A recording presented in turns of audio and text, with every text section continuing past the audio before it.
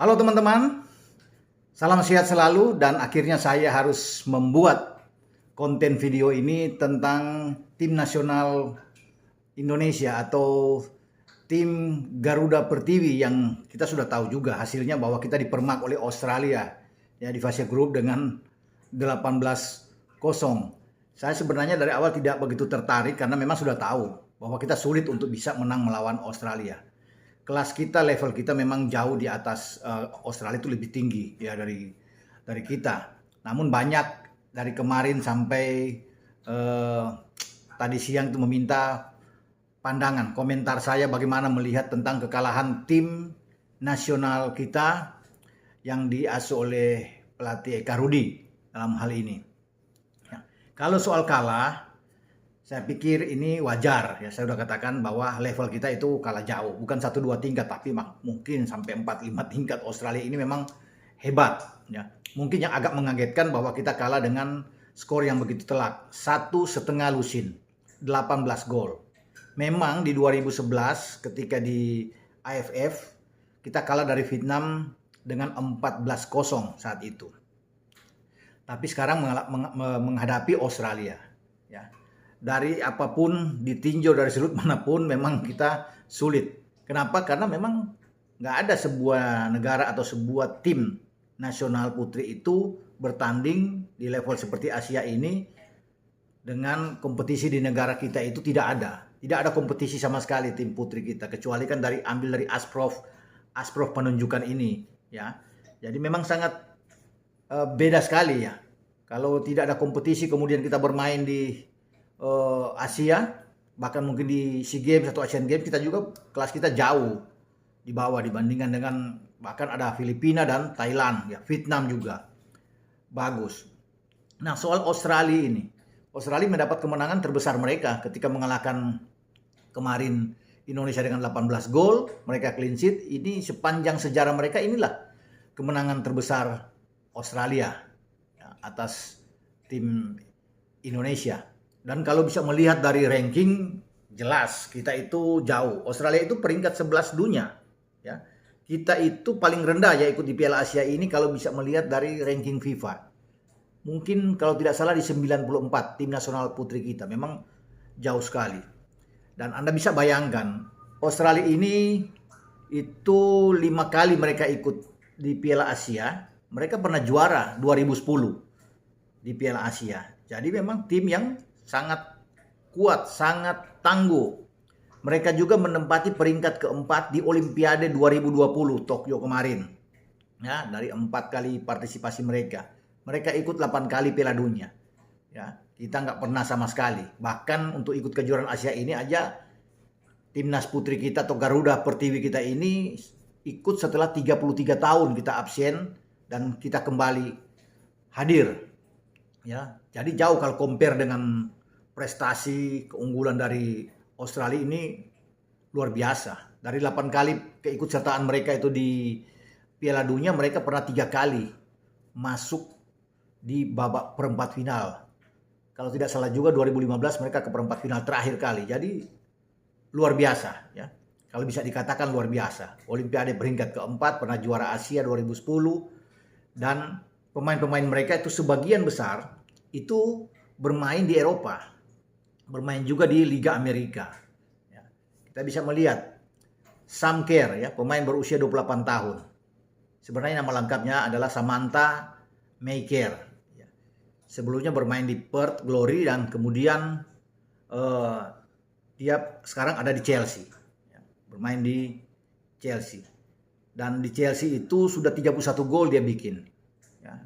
Dari 43 penampilan kalau tidak salah. Ya. Jadi ini striker yang luar biasa. Dia membuat 5 gol kemarin ke gawang Indonesia.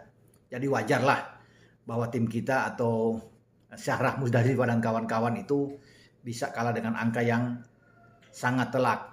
Namun kalau bisa dilihat juga bahwa buat pemain-pemain kita ini memang minim sekali ya pengalaman. Bahkan sulit untuk bisa berkembang dengan baik kalau tidak ada kompetisi. Ya. Ini yang menjadi tugas bagi PSSI. Tamparan buat PSSI ketika kita harus kalah dengan skor yang begitu banyak. Bisa terlihat aja kelihatan ketika kita di pressing, panik. hilang bola, asal tembak, asal buang bola ke depan. Ya, memang ada satu on target dari Sahra, ya, yang bisa ada standar 3 percobaan menembak. Tapi semua itu kan menjadi sia-sia. Kita perlu untuk bisa berbenah ya di nasional kita ya. Federasi coba untuk bisa membangkitkan kembali gairah persepak bolaan khususnya di kalangan putri, kalangan wanita ini harus ditingkatkan. Kalau nggak ada sulit. Di mana kita harus mengikuti sebuah kejuaraan, harus kumpul, tiba-tiba ikut ya. Ini berat ya. Untuk bisa masuk, bisa merebut medali emas di SEA Games juga susah. Ya, karena itu memang sudah terlihat. Dan kalau head to head dengan Australia, ya saya sudah katakan tadi kan mereka bermain di Liga Eropa, di Amerika, itu ada di Arsenal, ada di Montpellier, ada di Lyon, ya ada di Tottenham Hotspur, kemudian ada di Manchester City, bahkan Kia Simon yang membuat 2 gol itu bermain di Tottenham Hotspur. Kemudian Emily Van Egmond yang membuat 3 gol itu bermain di San Diego Wave di Liga Amerika. Ya. Emily Carpenter itu bermain di Montpellier di Liga Prancis. Ya. Hayla Raso yang membuat juga 2 gol ke gawang Indonesia itu bermain di Manchester City. Anda bisa bayangkan bahwa semua pemain-pemain mereka itu ada di luar dan ketemu dengan kita yang tidak punya klub mungkin, ya, karena tidak ada kompetisi. Ya, kalau cuma diambil dari Asprof ini sulit ya bagi kita. Nah, dari kekalahan inilah kita mungkin bisa membuka mata bagi PSSI untuk bisa melihat bahwa sudah waktunya ya bagi Ketua Umum Iwan Bule dan seluruh jajaran Exco melihat ini ya untuk bisa membuat kompetisi yang baik di tingkat putri. Pernah ada juga mungkin wacana dibikin pada 2019 ya kompetisi akan bergulir, namun karena dihantam dengan pandemi batal.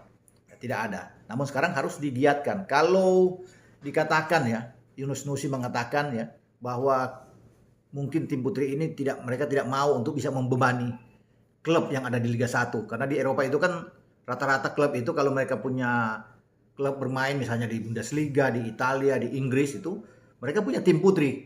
Nah di Indonesia ini kalau tidak mau terbebani ya karena mungkin dengan beratnya cost yang dihadapi ya ada cara lain, opsi lain yang mungkin harus dipikirkan. Mengaktifkan atau menggalakkan di daerah-daerah, misalnya di rayon Jawa sendiri, Sumatera, Kalimantan, Sulawesi plus Maluku dengan Papua, diputar kompetisi di sana, di Asprof di sana, ya. Kemudian juara-juaranya kemudian diundang ke Jakarta misalnya, diundang ke Jakarta untuk bermain. Jadi ada 5 tim ini berkompetisi itu juara untuk memilih juara. Setelah mereka melalui saringan di rayon di wilayah masing-masing. Siapa mewakili Jawa, siapa mewakili Sumatera, Kalimantan, Sulawesi, dan itulah mereka diundang. Mungkin seperti itu untuk kali depan. Kalau memang sulit untuk bisa setiap klub di Liga 1 harus ada tim putri, ya tetap harus ada, ya harus ada kompetisi yang baik. Sehingga dari situlah seorang pelatih bisa melihat untuk bisa memanggil masuk di tim nasional. Bagaimana kita bisa mengumpul tim nasional kalau tidak ada kompetisi? Kemudian hanya mencomot sana sini dan mungkin banyak juga rakyat Indonesia nggak tahu tuh mereka dari mana karena kan tidak ada punya klub. Nah dari pengalaman inilah ketika kekalahan dari Australia ini kita sudah bisa melihat untuk bisa membuat regulasi, membuat kompetisi yang baik di tingkat putri atau menggalakkan juga menghimbau di sekolah atau di antar universitas seperti ada di Amerika untuk bisa ada tim putri kita. Jadi ini penting buat sepak bola nasional sehingga tidak terlalu fokus juga di Liga 1, Liga 2, Liga 3 atau tim nasional putra, tapi putri ini seperti menjadi dalam tanda kutip anak tiri ya buat mereka. Jadi kasihan kalau kita bisa ada kompetisinya kan enak. Ada wadah buat mereka untuk bisa menunjukkan kebolehan mereka untuk bisa dilirik oleh pelatih dan mereka bisa bermain di tim nasional. Saya pikir itu yang paling penting. Proses, orang bisa mengatakan ini percaya proses, tapi kalau proses tidak ada kompetisi sama aja. Mau sampai kapan proses itu? Yang paling utama adalah kompetisi. Keseriusan dari pengurus PSSI untuk bisa membuat kompetisi di level tim putri, tim wanita kita ya. Sehingga ini ketika ada mereka berkumpul di tim nasional, jadi banyak yang bisa dilihat, diambil. Atau dimulai dari Asprof aja, seperti sekarang yang diambil-ambil, dicomot-comot itu. Dibikin aja sebuah regulasi untuk bisa bertanding di sana. Sehingga mungkin tidak mengganggu di Liga 1, Liga 2 atau di Liga 3. Ya tetap kita punya kompetisi yang bisa dilirik. Sehingga ini memudahkan bagi pelatih untuk bisa mengumpulkan pemain nasional Garuda Pertiwi ini. Jadi sekali lagi, kalau bisa dikatakan bagaimana pandangan saya untuk bisa dengan Australia, udahlah, karena Australia itu jauh di atas kita. Kita masih akan bertanding melawan Thailand, ini berat juga. Bukan mendahului, tapi kita pasti kalah. Sulit untuk bisa mengalahkan Thailand. Apalagi Thailand dikalahkan oleh Filipina, dan Filipina bagus. Menghadapi Filipina juga kita berat. Pasti bayang-bayang juru kunci sudah terlihat. Namun kita tidak boleh berkecil hati, dari sinilah kita balik ke negara kita, dan PSSI, federasi harus cepat bergerak untuk membuat sebuah kompetisi yang baik bagi tim wanita ya, yang ada di berbagai tempat, di berbagai daerah. Oke, sampai di sini pembicaraan kita dengan tim nasional putri Indonesia yang dihantam kalah dengan telak dari Australia, namun tetap semangat ya, harus menjunjung tinggi sportivitas, dan ketika kembali ke Indonesia itu tetap berlatih dengan baik, dan federasi juga harus bisa melihat ini agar membuat satu regulasi yang baik di dalam kompetisi sepak bola wanita. Ciao.